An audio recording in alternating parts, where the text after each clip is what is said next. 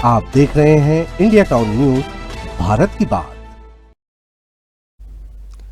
नमस्कार, स्वागत है आपका हमारे खास बुलेटिन खबरें राजनांदगांव में और मैं हूं आपके साथ आस्था सिंह। चलिए बुलेटिन की शुरुआत करते हैं, लेकिन उससे पहले एक नजर डालते हैं आज की हेडलाइंस पर। खैरागढ़ नपा नीलामी प्रक्रिया रद्द, अनियमितताओं पर खैरागढ़ नीलामी निरस्त, 64 लाख रुपए के नुकसान का आरोप। डोंगरगढ़ में देर रात विशेष कॉम्बिंग, पुलिस ने 18 संदिग्धों की जांच की, शांतिमय माहौल बनाए रखने की कवायद तेज।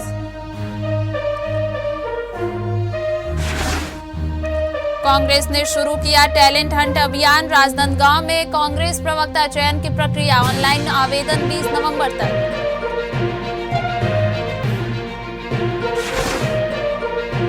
सांसद पांडे ने साल्हे मनोहरा में किया भूमि पूजन, सांसद ने ग्रामीणों से की मुलाकात, समस्याओं के समाधान का किया वादा। कुटेरी में 3 परिवारों का हुक्का पानी बंद, किसानों ने कलेक्ट्रेट में नारे लगाए, सरपंच पर अतिक्रमण का आरोप।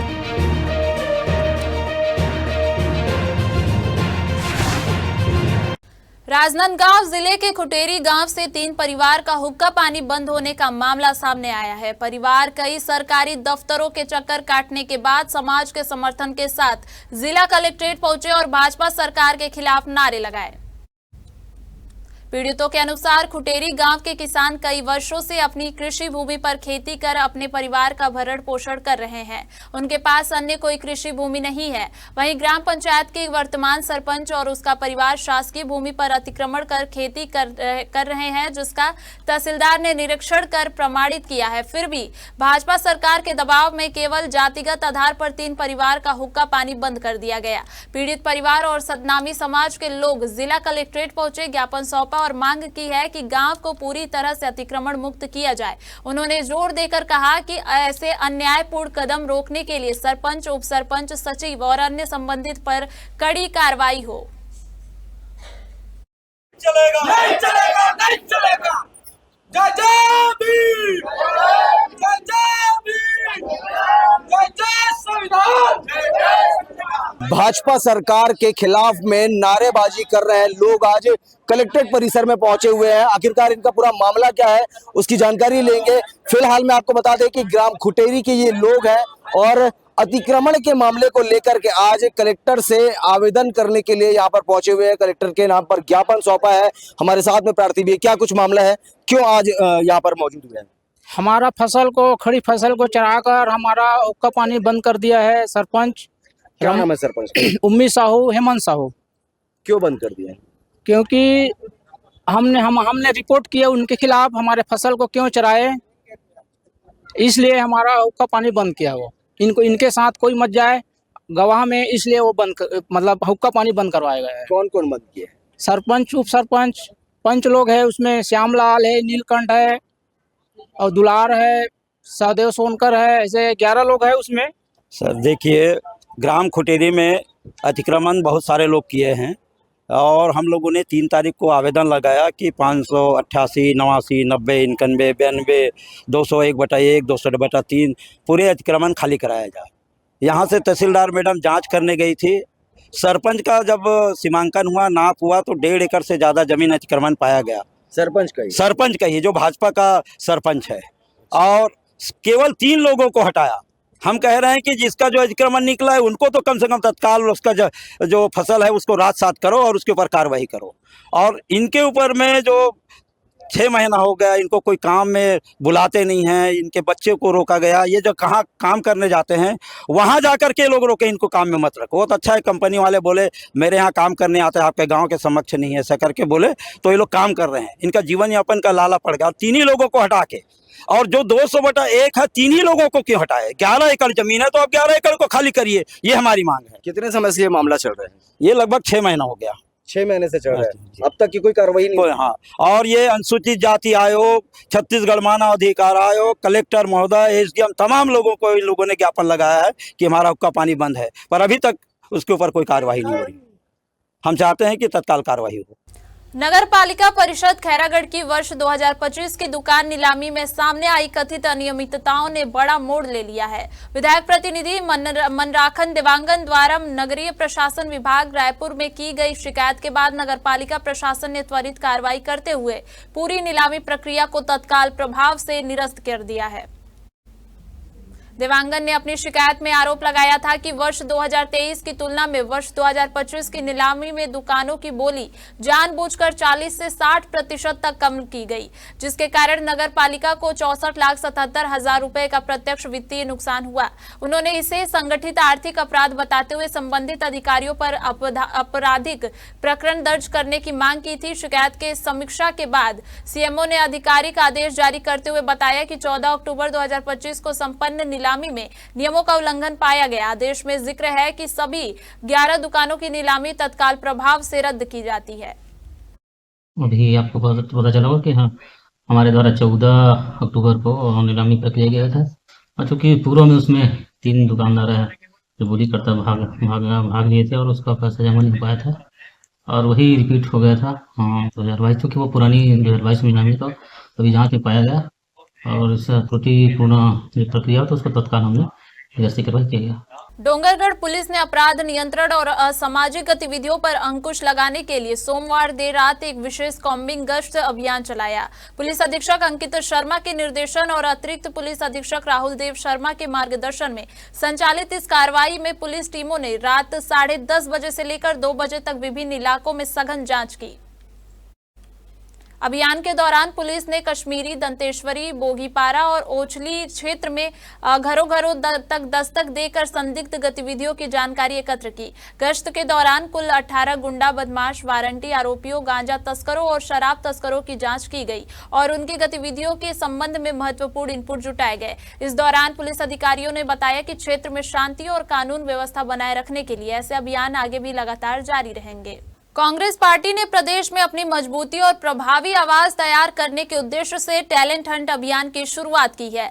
इसी सिलसिले में कांग्रेस प्रवक्ता एवं राजनांदगांव जिला प्रभारी अजय गंगवानी ने प्रेस वार्ता आयोजित कर अभियान की रूपरेखा और प्रक्रिया की जानकारी दी।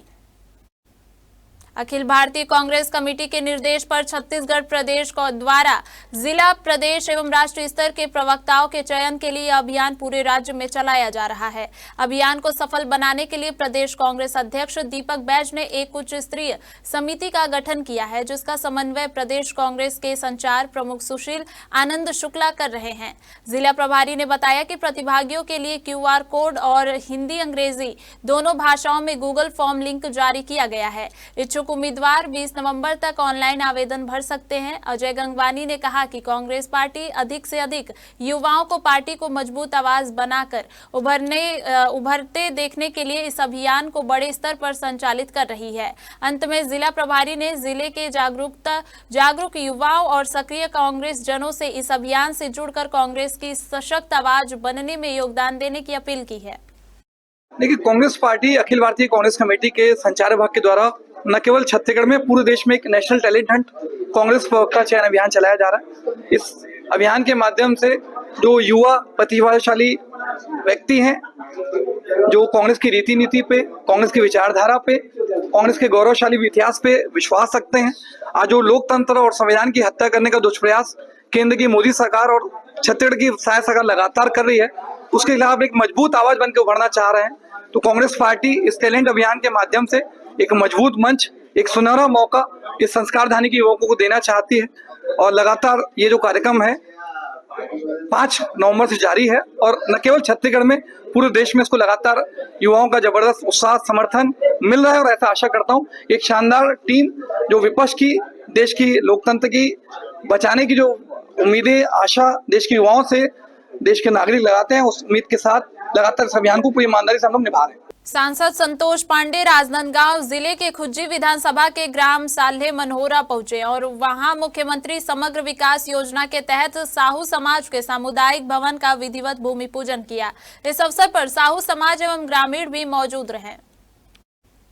भूमि पूजन कार्यक्रम में सांसद संतोष पांडे के साथ जिला पंचायत अध्यक्ष किरण वैष्णव और जनपद पंचायत अध्यक्ष संजय सिन्हा समेत अन्य कार्यकर्ता उपस्थित रहे। इस दौरान सांसद पांडे ने ग्रामीणों से मुलाकात की और उनकी समस्याओं के समाधान का आश्वासन दिया। आपको बता दें कि साहू समाज के सामुदायिक भवन का निर्माण 10 लाख रुपए की लागत से होगा। वक्त हो चुका है एक छोटे से ब्रेक का। बने रहिए इंडिया टाउन न्यूज के साथ। कभी कभी चेहरे का छुपा दर्द दुनिया नहीं देख पाती है। दाग, मुहासे, झाइयां सब आपके आत्मविश्वास को कम कर देता है, पर अब नहीं, क्योंकि Rukhsana glow and fair face pack जो दे आपकी स्किन को वो प्यार जो सिर्फ प्रकृति दे सकती है। हर लेयर को साफ करे, हर दाग को करे हल्का और आपकी मुस्कान फिर से लौटाए। Because you deserve to glow naturally. Rukhsana herbal beauty product Amazon, Meesho और फ्लिपकार्ट में भी उपलब्ध। अमीन मोटर्स उड़ान ई रिक्शा छत्तीसगढ़ का नंबर 1 ई रिक्शा शोरूम, जहां आपको सभी प्रकार के ई रिक्शा के वैरायटीज उपलब्ध मिलेंगे। हमारा ई रिक्शा काफी मजबूत है और ये सालों साल चलता है, तो आज ही घर ले आइए आरटीओ इंश्योरेंस के साथ। हमारा पता है आमीन मोटर्स, प्यारेलाल चौक, जीई रोड, न्यायालय के पास, राजनांदगांव। 9827174038 7724047008। ब्रेक के बाद बढ़ते हैं खबरों की ओर। उत्कर्ष स्मॉल फाइनेंस बैंक डोंगरगांव में पदस्थ रहे पूर्व ब्रांच मैनेजर भूषण कुमार सिन्हा को पुलिस ने धोखाधड़ी और गबन के मामले में गिरफ्तार किया है। आरोपी भूषण कुमार सिन्हा को गिरफ्तार कर न्यायालय में पेश किया गया। पुलिस के अनुसार आरोपी ने 1 जनवरी 2024 से 20 अगस्त 2024 के बीच बैंक के कुल 47 ग्राहकों से 40,60,036 रुपए की किस्त रकम वसूली, लेकिन उसे ग्राहकों के खाते या मोबाइल एप्लीकेशन में अपडेट नहीं किया। आरोपी ने यह पूरी राशि खुद गबन कर जुआ, सट्टा और व्यक्तिगत खर्च में प्रयोग करना स्वीकार किया है। मामले में शाखा प्रबंधक डिकेश्वर साहू की शिकायत पर डोंगरगांव थाना में अपराध दर्ज कर जांच शुरू की गई। राजनांदगांव शहर के मोतीपुर तुलसीपुर क्षेत्र की श्रमिक बस्तियों में अंडरब्रिज निर्माण को लेकर स्थानीय लोगों में आक्रोश फैल गया है। यहां अधिकतर बीएनसी मिल के पूर्व श्रमिक निवास करते हैं। स्थानीय लोगों का कहना है कि प्रशासन से उनकी बार बार मांग रही है कि आम गरीब लोगों के घरों को नुकसान पहुंचाए बिना सिर्फ पैदल अंडरब्रिज बनाया जाए। इसके अनुसार रेलवे विभाग ने नक्शा भी तैयार किया था, लेकिन हाल ही में मिली जानकारी के अनुसार मोतीपुर तुलसीपुर में फिर से बड़ी संख्या में गरीब लोगों के घर तोड़कर बड़ा अंडरब्रिज बनाया जाएगा। दरअसल यह वही क्षेत्र है जहां 2014 में सड़क चौड़ीकरण के नाम पर बिना मुआवजा घर तोड़े गए थे, जिसके बाद कई गरीब आज भी टूटी फूटी झोपड़ियों में रहने के लिए मजबूर हैं। स्थानीय लोगों ने कहा कि हम अभी भी उस भयावह स्थिति से उबर नहीं पाए हैं। अगर फिर से घरों को तोड़ा जाएगा तो हमारी परेशानियां और बढ़ जाएंगी। उन्होंने जोर देकर कहा कि मोतीपुर तुलसीपुर में पैदल अंडरब्रिज का निर्माण होना चाहिए ताकि छात्र, बुजुर्ग, महिलाएं और आम नागरिक आसानी से आ जा सके। क्षेत्रवासी सांसद और अन्य जनप्रतिनिधियों के आश्वासन का हवाला देते हुए इस बड़े अंडरब्रिज निर्माण के फैसले का विरोध कर रहे हैं और प्रशासन से आग्रह कर रहे हैं कि गरीबों के घरों को नुकसान पहुंचाए बिना पैदल अंडरब्रिज का निर्माण किया जाए। राजनांदगांव का मोतीपुर अंडरब्रिज, जिसमें कई सारे जाने जा चुकी है और विगत 3 वर्षों से कार्य निर्माणाधीन के आधार पर बंद है। मैं उसी अंडरब्रिज की बात कर रहा हूं जो विगत 3 वर्ष पहले कई सारी जब जाने गई तब उसको अंडरब्रिज बनाने का प्रस्ताव किया गया, उसकी बातचीत की गई, उसके लिए सारे प्रोसेस भी किए गए और हर एक जगह से वो प्रोसेस फुलफिल भी होते गया, उसके लिए आदेश भी आते गए। मगर अब यहाँ एक नया मोड़ सामने में आ रहा है कि उस अंडरब्रिज पर 3 वर्षों से कोई भी आवागमन नहीं हो रहे हैं और 3 वर्षों से लगभग कोई भी किसी भी लोगों की जाने नहीं गई। वहां आवश्यकता थी एक छोटे अंडरब्रिज यानी कि छोटे पुल की, मगर अब उसको बड़ा बनाने का एक प्रस्ताव केंद्र सरकार द्वारा भेजा जा रहा है। आखिरकार पूरा मामला क्या है उसको समझेंगे और आज हमारे साथ में वहां के स्थानीय लोग भी मौजूद हैं जो कि उस निर्माणाधीन अंडरब्रिज की चपेट में आने वाले हैं। जी, क्या समस्या हो रही है वहाँ? समस्या ये है सर कि हम लोगों ने सिर्फ बुजुर्ग विद्यार्थी और महिलाओं, जो कामकाजी महिलाएं, उनके आने जाने के लिए असुविधा होती है, तो छोटा मिनी अंडरब्रिज की डिमांड किए थे और उसके लिए सांसद महोदय ने 10 करोड़ पास भी करवा दिया था। परंतु अभी कलेक्टर महोदय से लेटर आया है कि बड़ा अंडरब्रिज बनाया जाए, तो हम लोग नहीं चाहते, भले मत बने, चाहते हैं तो सिर्फ छोटा, नहीं तो मत बने। बड़ा अंडरब्रिज से क्या आप लोग को नुकसान है? बहुत परेशानी, पिछली बार से हमारा सब उजड़ गया है। छोटा सा कमरा तो 2 कमरा बना, वो भी उजड़ जाएगा तो हम कहाँ जाएंगे बताओ आप। छोटा सा पैदल आने जाने वालों के लिए रास्ता दे दिया जाए बस। किस प्रकार की समस्या सामने में नजर में आ रही है? जैसे कि देखा जाता है अंडरब्रिज लोगों के आवागमन के लिए ही है, अंडरब्रिज तो है, लोगों के आवागमन के लिए है और आसपास के क्षेत्रों में भी अंडरब्रिज है। अब वही देखा जा रहा है कि जो मांग की गई थी वो मांग पूरी ना होकर के उसे और बढ़ा करके दिया जा रहा है। सर, बात ये हुई थी 2022 में जब रेलवे क्रॉसिंग बंद किया गया, तब हमारे द्वारा ये डिमांड किया गया था कि जब तक कोई वैकल्पिक व्यवस्था यहाँ पे नहीं हो जाती है तब तक खुला रहने दिया जाए। मगर रेल विभाग द्वारा ये बोला गया कि जितने भी रेलवे पटरी के अंदर क्रॉसिंग बने हुए हैं उसको सुप्रीम कोर्ट का आदेश है कि पूरा बंद करना है। वो बंद कर दिए। फिर हम लोगों ने कुछ जनप्रतिनिधियों के पास जाके ये मांग रखी कि हमारे ये आवागमन के लिए जो कामकाजी महिलाएं हैं, कामकाजी पुरुष हैं, बच्चे स्कूल जाने वाले हैं, उनके आवागमन के हिसाब से मिनी अंडरब्रिज या कहा जाए कि पेडिटेशियन अंडरब्रिज बना के हमको दे दिया जाए। मतलब एक पैदल मार्ग के हिसाब बनाया जाए। माननीय संतोष पांडे जी के पास हम गए, संतोष पांडे जी ने प्रयास किया और तत्कालिक रेल मंत्री अश्वनी वैष्णव के द्वारा हमें ये मिनी अंडरब्रिज के लिए स्वीकृति मिली।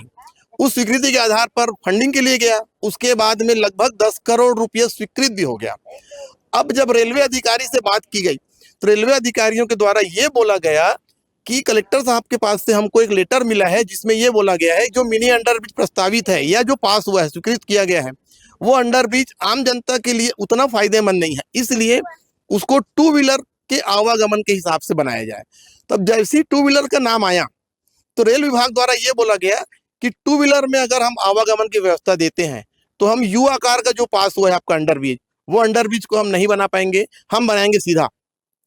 और वो सीधा बनाने की स्थिति में रेलवे क्रॉसिंग से लेके 350 फीट मोतीपुर की तरफ, 350 फीट तुलसीपुर की तरफ वो जद में आएगा उनके, प्लस ये 18 फीट का बनेगा रोड, तो 18 फीट वो बनेगा प्लस 10-10 फीट का दाया बाया एरिया में चौड़ीकरण के हिसाब से 10-10 फीट सर्विस रोड। क्यों कि उधर जो घर दबेंगे आपातकाल स्थिति में, कोई गाड़ी जाना है, एम्बुलेंस जाना है या किसी के आग लग गई तो फायर ब्रिगेड भेजने, वहां जाने की व्यवस्था नहीं होगी, इसलिए नामुमकिन है। तो 10-10 फीट हमको सर्विस रोड के लिए चाहिए, तो ऐसे करके लगभग वहां पर 40 फीट जगह चाहिए और 40 फीट जगह नहीं है तो क्या होगा, नहीं है मतलब आजू बाजू घर तोड़ेंगे। तो सर यहाँ पे सालों से, सैकड़ों सालों से रहते लोग वहां पे आ रहे हैं। एक बार 2014 में रोड चौड़ीकरण के नाम पर भी तोड़ा गया। वो आज कई ऐसे महिलाएं, बुजुर्ग फैमिली है जो घर को दोबारा निर्माण नहीं करा पाए हैं, और अगर कोई निर्माण कराया भी है कर्ज लेकर के तो आज भी कर्ज में डूबे हुए हैं, और दोबारा फिर तोड़ देंगे तो ये पब्लिक वहां से जाएगी कहाँ और कहाँ रहेंगे लोग। तो वो कंडीशन ये है, हम लोग दोबारा डिमांड ये कर रहे हैं कि जो स्वीकृति मिली है पेडिटेशन अंडरब्रिज का, उसे ही बनाया जाए पैदल मार्ग के हिसाब से, बड़ा ना बनाए। हम यही चाह रहे हैं कि छोटा बने, अगर नहीं बनता है छोटा। प्रशासनिक अधिकारी से आपकी बात हुई है, क्या कुछ आश्वासन? उन्होंने आश्वासन ये दिया है कि हम रेल विभाग के अधिकारियों को बुला करके बात करते हैं, फिर आपको सूचित करेंगे। यानी कि कुल मिलाकर के देखा जा सकता है कि जब लोगों की जो सुविधाएं हैं और लोगों की जो मांगे हैं वो पूरी नहीं हो पा रही है, और जब पूरी हो भी रही है तो उन्हें ज्यादा दे दिया जा रहा है, यानी कि मांग से भी बढ़ा करके दे दिया जा रहा है। उसके लिए भी लोगों की काफी आक्रोश देखने को मिल रहा है। और सबसे बड़ा सोचने का विषय तो ये है कि ये रेल जो अंडरब्रिज के जो मामले हैं, ये विगत 3 वर्षों से बंद है ये मार्ग, और लोगों को काफी दिक्कतों का सामना करना पड़ता है। 2 से 3 किलोमीटर की दूरी का फासला तय करके एक ओर से दूसरी ओर जाने आवागमन करना पड़ता है। अब सोचने का विषय तो ये है कि आखिरकार रेल मंत्री के द्वारा किस प्रकार से इस पर निर्णय लिया जाता है, और क्या अब इस अंडरब्रिज को, जो छोटी अंडरब्रिज की एक मांग थी यानी कि पैदल पुल की एक मांग थी, वो मिलेगा या फिर एक बड़ा अंडरब्रिज यहाँ पर दे दिया जाएगा। सबसे बड़ी बात तो ये है कि जो है ना, ये एक बार टूट चुकी है ये 2014 में चौड़ीकरण के नाम से, और एक श्रमिक बाहुल्य क्षेत्र है, बीएनसी मिल के जो पूर्व मजदूर से, उनके परिवार रहते हैं, गरीब लोग हैं। तो ये दोबारा तोड़ना एक अमानवीय व्यवहार है और ये बहुत खराब बात है। और सबसे बड़ी बात है कि जो है ऐसे चीज़ों को जो है कोई जनप्रतिनिधि कोई बातें उसको ध्यान में नहीं आ रहा है, चाहे कोई हो, हम किसी पार्टी की बाजी में नहीं जाते। तो ये एक गंभीर बात है, किसी बस्ती को उजाड़ना 2-2 बार, ये कहाँ का बात है। और कभी जो है मुआवजा भी नहीं दिए पिछले समय, है ना। दूसरे हम मुआवजा चाहिए भी नहीं, लेकिन जो है जहाँ रहते हैं, दूसरी बात की जो है आप विस्थापन कहाँ करोगे इतने लोग को। आप पूरा मोदीपुर बस्ती तोड़ रहे हैं, विस्थापन कहाँ पर करोगे, कहाँ पर घर दोगे आप, इसका कोई सवाल ही नहीं है। नियम ये कहता है, मान लो आप कहीं पर विस्थापन करते हैं, लोगों को विस्थापन करते हैं, तो आप जो है विस्थापन के लिए जगह देना पड़ता है। पहले बात ये आती है, आप सीधा नापने जो घुस गए और ऐसे समय में रात में आके नापना शुरू कर दिए। खैरागढ़ की जर्जर और लंबे समय से उपेक्षित सड़कों के पुनर्निर्माण की मांग को लेकर जिला पंचायत सदस्य शताक्षी देवव्रत सिंह ने ग्रामीणों के एक प्रतिनिधि मंडल के साथ कलेक्टर के नाम संयुक्त कलेक्टर सुमन राज को ज्ञापन सौंपा। ज्ञापन में कहा गया है कि खैरागढ़ क्षेत्र की कई मुख्य सड़कें पिछले कई वर्षों से अत्यंत खराब स्थिति में हैं, जिसके चलते आवागमन, कृषि कार्यों, स्कूली बच्चों के परिवहन और बीमार मरीजों को अस्पताल ले जाने में गंभीर दिक्कतें आ रही हैं। ज्ञापन सौंपने के दौरान कलेक्टर कार्यालय में जिले के अन्य क्षेत्र से आए ग्रामीण भी शताक्षी सिंह से मिलने पहुंचे और अपनी समस्याएं बताई। शताक्षी सिंह ने सभी की शिकायतों को सुना और अधिकारियों से चर्चा कर शीघ्र समाधान कराने का आश्वासन दिया। जैसा कि आप सब जानते हैं कि आज हम असल में कलेक्टर महोदय जी को एक सूचना देने आए थे कि खैरागढ़ से जो 3 मुख्य मार्ग जो मेरे जिला पंचायत क्षेत्र क्रमांक 9 जाल बांधा में कुछ ऐसी सड़कें हैं जिनका नवनिर्माण होना बहुत ज़रूरी है। जैसे कि ग्राम दबका की जो रोड है उसकी हालत इतनी ज़्यादा खराब हो चुकी है और उसी के साथ साथ नवागांव जाने के लिए तो रोड ही नहीं है। तो और इसी के साथ साथ राम मद्रा कुही से पांडुका जाने वाली जो रोड है उसकी सड़क तो इतनी ज़्यादा खराब है कि वहाँ पे कई ऐसे एक्सीडेंट्स हो चुके हैं और वहाँ से लोगों का आना जाना होता है, बच्चे स्कूल जाते हैं। तो ये सब देखते हुए मैंने वहाँ जाके खुद से निरीक्षण किया। मैंने बहुत समय से इसकी मांग पहले भी हो चुकी थी। मैंने आज हम सब सारे ग्रामवासी हमारे साथ में आए हैं। आज जिला पंचायत सदस्य और ग्रामीणों के द्वारा जो है एक आवेदन प्राप्त हुआ है, जिसमें जो है खैरागढ़ राजनांदगांव से दबका के लिए जो है पहुंच मार्ग है और जाल बांधा में से नवागांव के लिए पहुंच मार्ग है, इसके और मद्रा कुही और पांडुका के पहुंच मार्ग है। इसके लिए उन्होंने मांग किया हुआ है, जिसे संबंधित विभाग में प्रधानमंत्री ग्राम सड़क योजना में उनको भेज दिया जाएगा और इस पे कार्यवाही की जाएगी। नशा मुक्त भारत अभियान के तहत डॉक्टर बलदेव प्रसाद मिश्र उच्चतर माध्यमिक विद्यालय के ऑडिटोरियम में जिला स्तरीय शपथ ग्रहण समारोह उत्साह और जागरूकता के वातावरण में संपन्न हुआ। कार्यक्रम में नगर निगम राजनांदगांव के महापौर मधुसूदन यादव मुख्य अतिथि के रूप में उपस्थित रहे। कार्यक्रम में उपस्थित सभी अतिथियों और विद्यार्थियों ने नशा मुक्त भारत अभियान को बल देने के लिए प्रधानमंत्री नरेंद्र मोदी के उद्बोधन को सुना और उसमें दिए गए संदेशों को आत्मसात किया। मुख्य अतिथि महापौर मधुसूदन यादव ने सभी को नशा त्यागने और समाज को नशा मुक्त बनाने की शपथ दिलाई और कहा, परिवर्तन की शुरुआत खुद से होती है। जब तक हम स्वयं नहीं बदलेंगे तब तक समाज में बदलाव संभव नहीं है। उन्होंने नशे से होने वाले शारीरिक, मानसिक और सामाजिक नुकसान का जिक्र करते हुए युवाओं को सकारात्मक राह चुनने की अपील की। जनपद पंचायत छुरिया के ग्राम तुमड़ी कसा और राना मटिया के ग्रामीणों ने मनरेगा कार्यों में बड़े पैमाने पर अनियमितताओं का आरोप लगाते हुए जिला कलेक्टर कार्यालय पहुंचकर ज्ञापन सौंपा। ग्रामीणों का कहना है कि वर्ष 2021-22 से 2024-25 तक मनरेगा के अंतर्गत कराए गए कई निर्माण कार्यों में फर्जी हाजिरी भरकर सरकारी धन का दुरुपयोग किया गया है। ग्रामीणों ने बताया कि अमृत सरोवर, तुमड़ी कसा, रानी मां तालाब सहित अन्य कई कार्यों में नियमों को दरकिनार करते हुए भुगतान उठा लिया गया। उनका आरोप है कि न केवल कार्यों की गुणवत्ता बेहद कमजोर है, बल्कि कई जगह काम कागजों में ही पूरा दिखाया गया है। इस संबंध में ग्रामीणों ने कलेक्टर से उच्च स्तरीय जांच कराने और दोषियों पर कठोर कार्रवाई करने की मांग की है। उनका कहना है कि अगर समय पर कार्रवाई नहीं हुई तो वे बड़े आंदोलन के लिए बाध्य होंगे। खुज्जी विधानसभा क्षेत्र के ग्राम रामपुर में एक दुखद घटना सामने आई है, जहां बिजली विभाग और उसके कर्मचारियों की प्रताड़ना से तंग आकर एक युवक शेष साहू ने अपनी जान दे दी। शेष साहू पिछले 10 वर्षों से बिजली बिल कलेक्शन का काम कर रहा था और कल्लू बंजारी स्थित बिजली विभाग कार्यालय से जुड़ा था। जानकारी के अनुसार कुछ दिनों पहले बिजली विभाग के एक लाइनमैन ने स्वास्थ्य समस्या का बहाना बनाकर शेष साहू से बिल से प्राप्त 4 लाख रुपए से अधिक उधार मांगे और बाद में इसे लौटाने से इनकार कर दिया। जब शेष साहू ने बार बार राशि लौटाने के लिए संपर्क किया तो लाइनमैन ने उन्हें जान से मारने की धमकी दे डाली। इसके बाद बिजली विभाग ने बिना शेष साहू का पक्ष सुने उसके खिलाफ FIR दर्ज करा दी। मानसिक रूप से परेशान होकर शेष साहू ने आत्महत्या कर ली। मामले में मृतक के परिजनों से मिलकर पूर्व विधायक छन्नी साहू ने कहा कि न्याय मिलने तक वे परिवार के साथ खड़ी हैं। उन्होंने सरकार से मांग की है कि पीड़ित परिवार को 50 लाख रुपए का मुआवजा और परिवार के किसी सदस्य को बिजली विभाग में नौकरी दी जाए। हमारे खास बुलेटिन खबरें राजनांदगांव में सिर्फ इतना ही। देखते रहिए इंडिया टाउन न्यूज, भारत की बात। नमस्कार।